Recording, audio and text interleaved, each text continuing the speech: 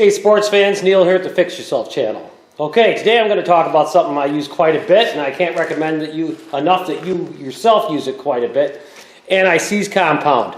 Now, the trouble is though, if you use this stuff quite a bit, it's kind of thick, and it ends up getting all over the threads of the can. So you can't put the cap on very well, and you usually have a bolt in one hand anyway, so your hands are all full of this goo, and you can't really screw the cap on that well, and so the caps end up not getting put on. The other problem is that it has this built-in brush here, okay? But the problem is the brush doesn't reach all the way to the bottom of the can. So you always end up having material left over. And also, since you can't thread that on because a bunch of goo gets in the threads, it tends to kind of solidify. I think it's probably got oil in it, and that oil tends to evaporate. And it turns into a much thicker paste. When that happens, it takes so much force to dab some out that the brush will break off the cap. Okay? And then you got this going on. So that's not very good either. So what does everybody do? You just buy another can. Okay? That's what you do. But here's the problem. You can't just keep buying cans because you can't bring yourself to throw away perfectly good anti-seize compound, but you can't use it because it's thick and the brush is broken off the cap. The other problem is you just can't bring yourself to keep buying more and more and more because you don't want to have 30 cans of, or bottles, whatever you want to call these, of anti-seize compound laying around with that much product in the bottom. So, I'm going to show you how to take care of this situation. By the way, you notice I'm wearing gloves. I never wear gloves when I'm in the shop, but anti-seize compound is some particularly messy stuff, and I don't want to get it all over the camera. All right, the first thing we're going to need to do here is get the material from one can and put it into the other, and that way it'll be at least deep enough that the brush will reach the material. How we're going to do that, because it's virtually impossible to get all that out. You could try your best digging it out with a popsicle stick. Well, no matter how hard you try, you're going to leave a lot of material left behind. So, what you got to do to make that easier is take a good sharp knife and cut the top off of one or the other of your cans. And I'll try and decide which one's the least messed up. Maybe have the least amount of material in it. I think it'll be this one. And I'm just going to carefully cut the top off this can, or bottle, whatever you'd like to call it, with a utility knife.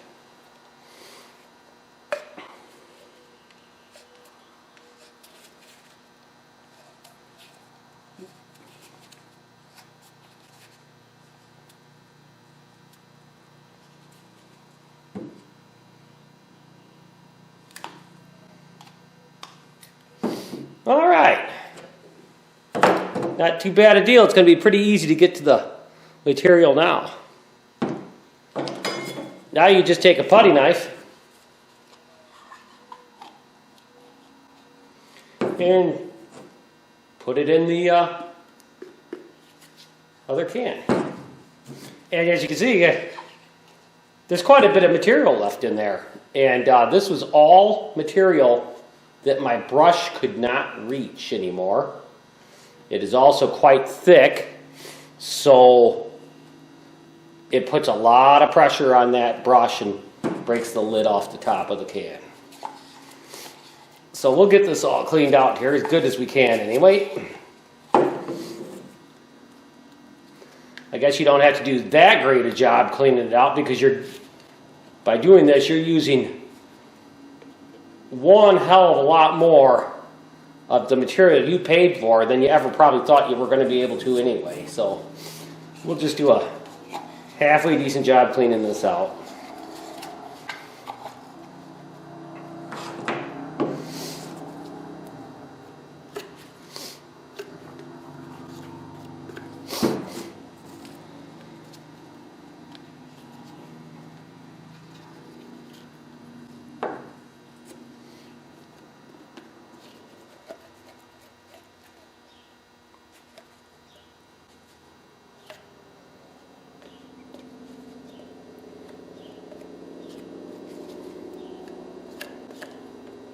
All right, at this point, one of our problems is solved. We have enough material in the can so with the brush we can reach the material and actually use this anti-seize compound. Now we still have some other problems. The can is a big mess. You wouldn't even want to touch it without wearing some of these rubber gloves. And assuming that your brush is broken off of the lid of your can, you got that issue to deal with. So now we're going to take care of those things. The first thing we're going to do is we're going to clean up this can. It's just kind of gross and disgusting. Alright, so what I'm going to do here is I'm going to use a oil drain pan to keep from making too big a mess. I'm going to use a little bit of gasoline there. And then I'm going to get a rag and kind of soak up some gasoline here and just kind of clean off my bottle.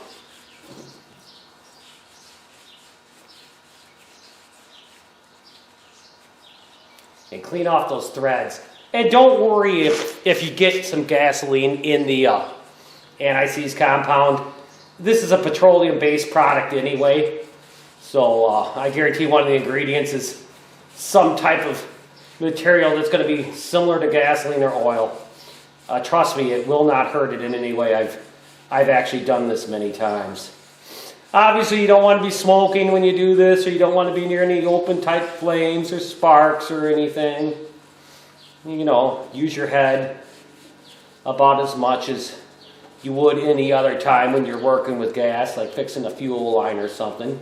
But this is a good opportunity to clean out those threads. And you can do that. And look how much nicer that can is, and I haven't even given it a final wipe off yet. In fact, it works so nice. I think I'm going to clean up my new can I got that I bought when I was kind of frustrated with the situation I had. So we'll clean that up. We got it a little bit wet with gas. Now I got to take this off. I'm going to just stick my brush in that can. I'm just going to clean off these threads a bit. Once again, I'm not concerned if a drop of gas gets in that anti-seize compound. It just ain't going to hurt a thing. And while I'm at it, I'll also clean off the inside of the threads there on the lid. I'll put that on. Now this here is my newer can, so we're not really going to focus on that too much, but I just figured I'd clean it up as long as I was doing the other ones. There, look how much nicer that looks, huh? A lot nicer. Now, let's go to the bottle that we're working on, and I'll wipe that off.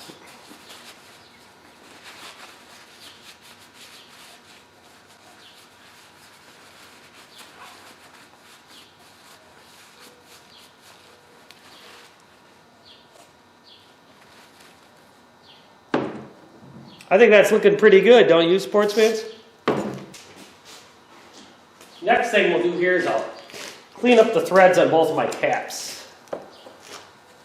Now I have two caps, so actually I could discard one, but you know, here's the other thing I recommend with anti-seize compound is material that has these brushes in the can. Once you're out of it, save it. Now there's some materials that harden, you know, like silicones and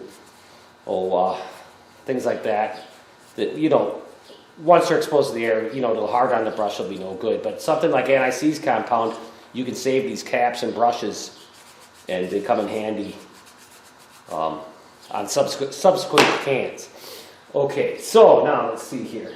I'm going to clean up the inside of my other brush too, just to make it easier.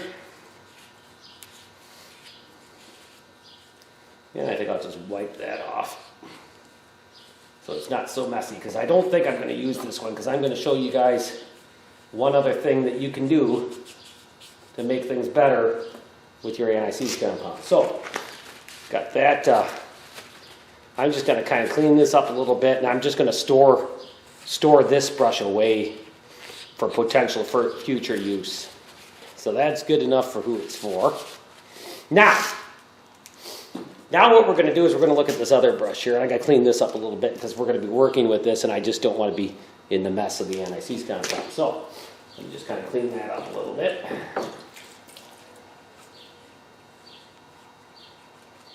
That's one thing about anti-seize compound, it is some messy stuff. So we'll just kind of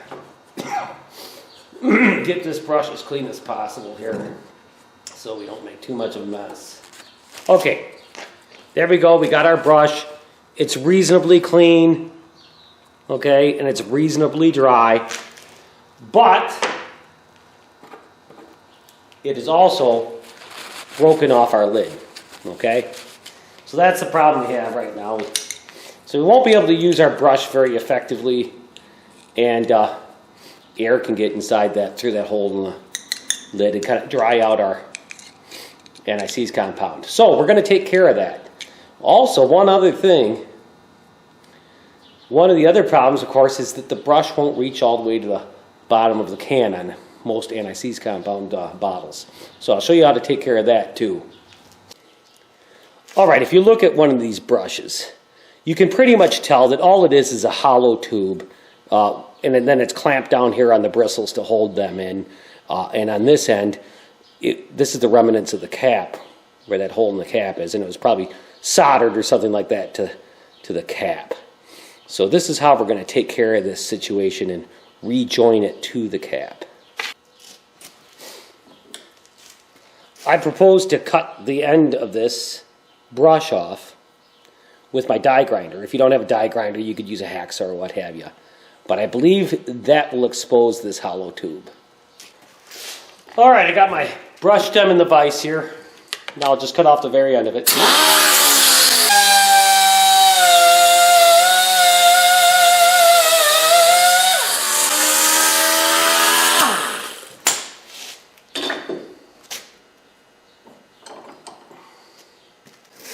Just as I suspected, this is nothing more than a hollow tube, this brush stem. The first thing I'll do is I'll grind off any sharp edges off this stem with my grinder.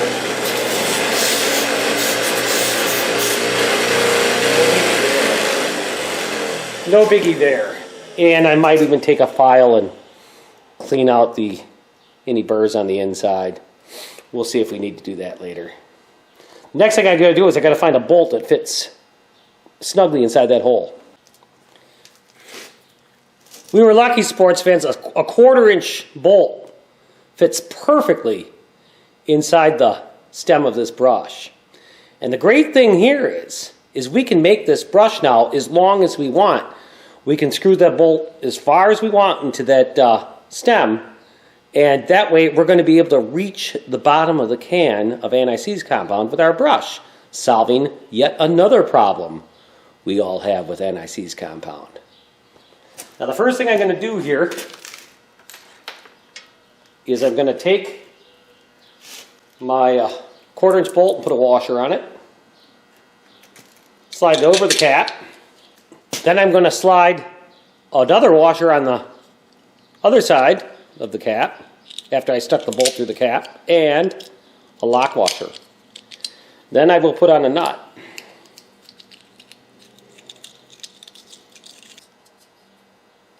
Okay, now the next thing here, all I have to do now is tighten this up with a couple of 7/16" wrenches. I can even do one better than that. I can just put the head of the bolt in the vise and tighten it up with one 7/16" wrench.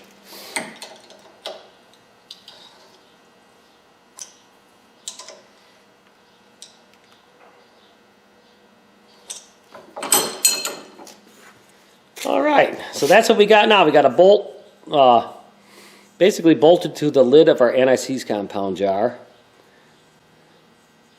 And now we'll take our brush, where we're lucky enough that it's the exact right size, and just pretty much just thread it right onto that bolt.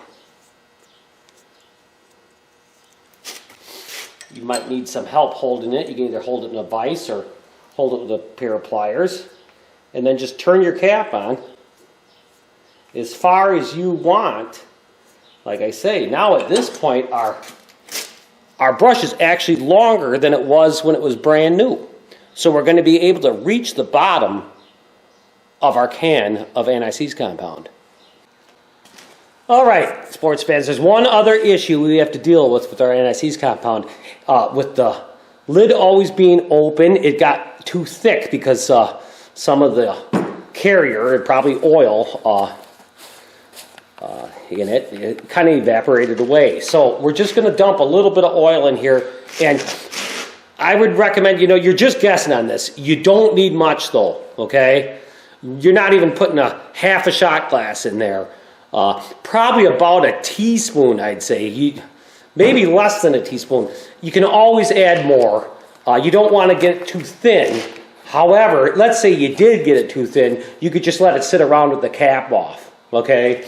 And it'll thicken up. But once you get your oil in there, then you can just take a screwdriver and pretty much just mix this up, and it'll be the consistency of some brand new anti-seize compound, which will make it much, much easier to brush on bolts, okay? And it won't be so thick that you'll be breaking your brush. So this is something where you can just guess at. And let's face it, if it was a little thicker than it was when it was a brand new jar out of the store, or a little bit thinner, it really isn't going to make that much difference, okay? But you can just add a little bit more oil if you feel it's too thick to suit your taste. I think I'm going to add a little bit more. That's probably more than I wanted to, but I think it'll be okay. Like I say, you can get away with quite a bit of stuff. You can get away with quite a bit here. You just mix her all up.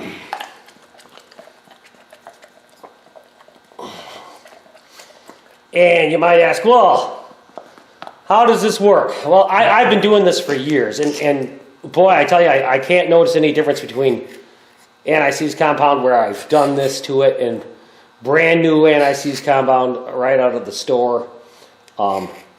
Never had a problem with it. Never had anything bad happen because of it. I think it works just fine. So now we will clean off our top one more time.